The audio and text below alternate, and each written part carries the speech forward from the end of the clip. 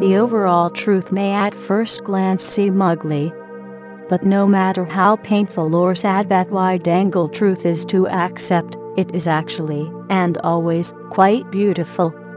Because, once we understand that big picture truth, we can begin to move ourselves and others in the right direction.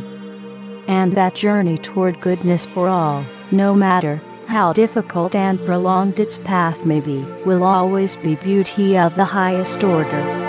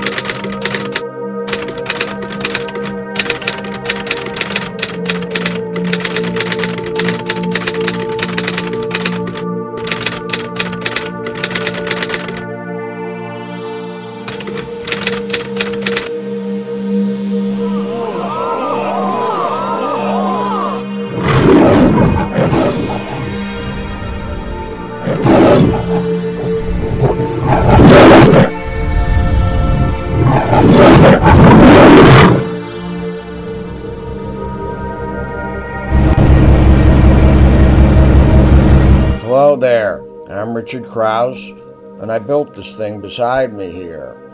I'd like to briefly explain what it is and what you will be viewing on this film. The purpose of this vertical 50-inch screen here was initially intended to display my artwork full size.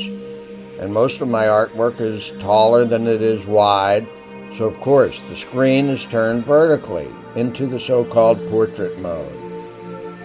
But after I spent considerable time making the film, I decided I might like to send a copy of it on a DVD to a friend, or maybe even to someone who isn't a friend. But for them to watch it and to appreciate it to any degree, they would have to turn their televisions on end, and I'm sure most people wouldn't want to do that. So I decided to put together a normal landscape mode horizontal version of the film. But if I just rotated the original film 90 degrees so you wouldn't have to turn your head on its side, there would be a big black empty spaces on each side, and that wouldn't be very pretty or interesting.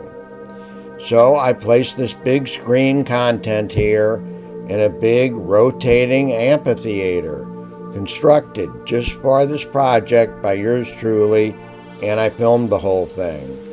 And that theater view is what shows on this bottom screen here, and it is the sole content of the film which follows if you are watching this from a DVD or from a Blu-ray disc. No full-size view of the artwork, but at least you don't have to rotate your head or your television 90 degrees and either put a crick in your neck or give yourself a hernia if you have a really heavy TV. Thank you for your participation in this one-frame living oil project.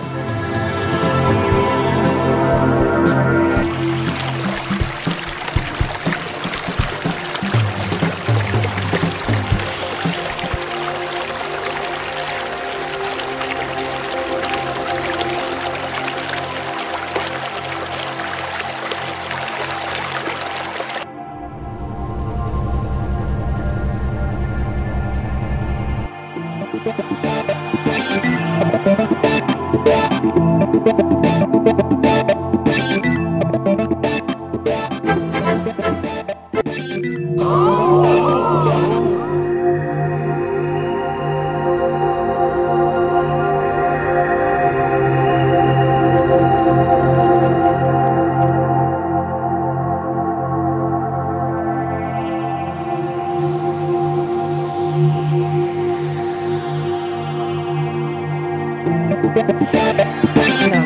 Why in heaven's name have I been smiling for 500 years?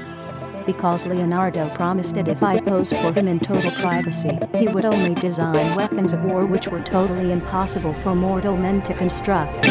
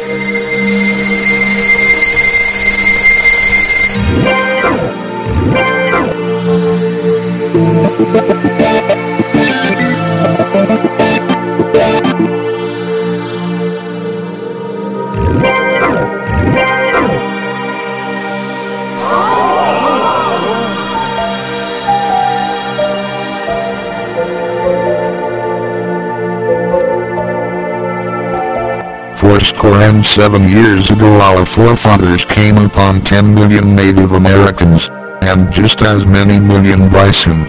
Now there is but a tiny fraction of those numbers to roam in unfettered freedom, free of our irreversible incursion. We must mend our ways.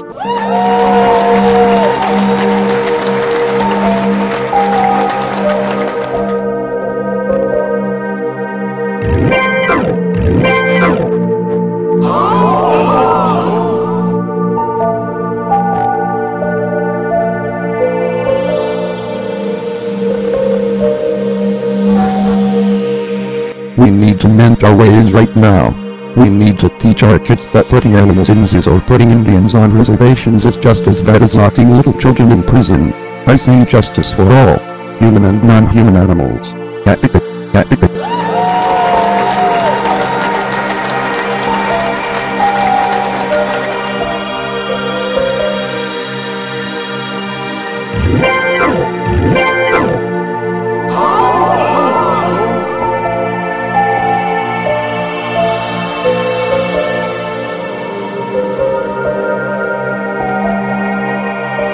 Only a psycho would think that 10 billion people could live anything resembling a natural life without destroying every other animal on the planet. Only a species of psychos could think they do not need to reduce their numbers drastically.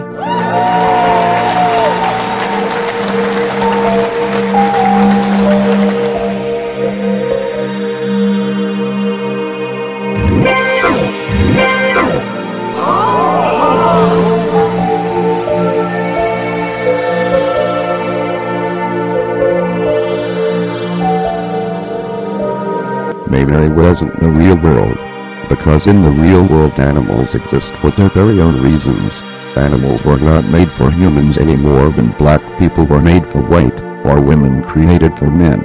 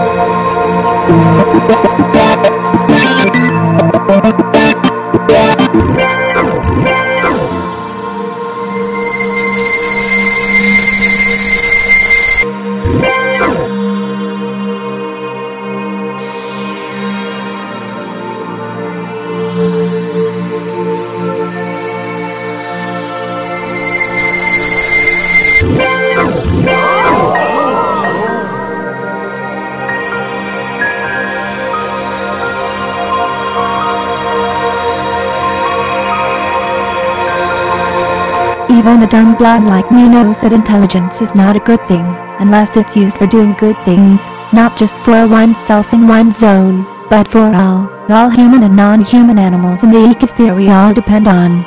See, I'm blind but I'm not dumb.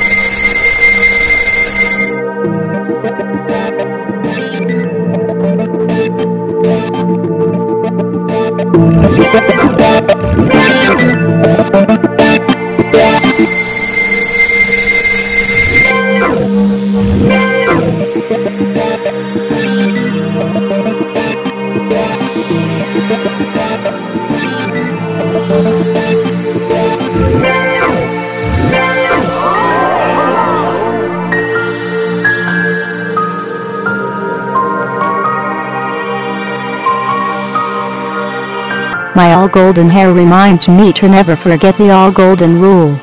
Do unto other animals as you would have other animals do unto you. The all golden rule, how could I ever forget that?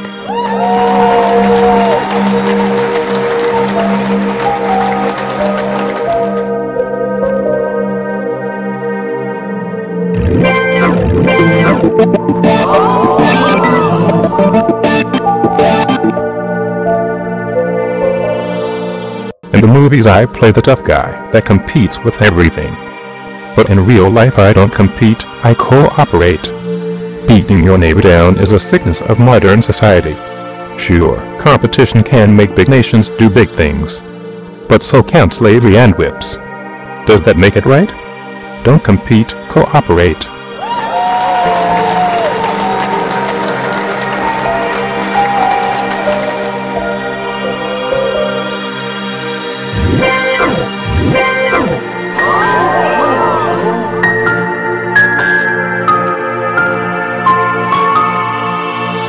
The media has displayed an unrealistic image of what a person should look like. When most of the people can't match that elusive image of perfection, they become sad, their lives void of self-worth. I challenge all beautiful stars to rethink what their so-called success means to those who don't measure up to the bullshit beauty of stardom. Is it really personal success to stigmatize good persons, who may not appear beautiful at first glance? Just because you're offered a lucrative job as a star, doesn't mean you have to take it.